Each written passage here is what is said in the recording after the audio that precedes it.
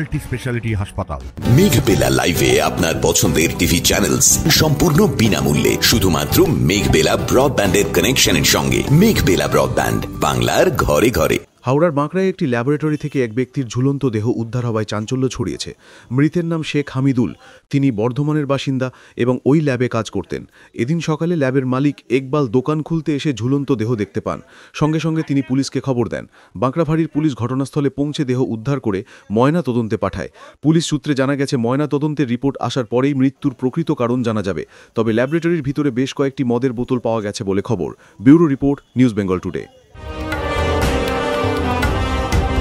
উত্তর 24 পরগনা ও তার আশপাশের এলাকার মানুষের সেবায় ক্যাথ ল্যাবের মতো অত্যাধুনিক সুবিধা নিয়ে পরিষেবায় ব্রতী সারদা মাল্টি স্পেশালিটি হাসপাতাল।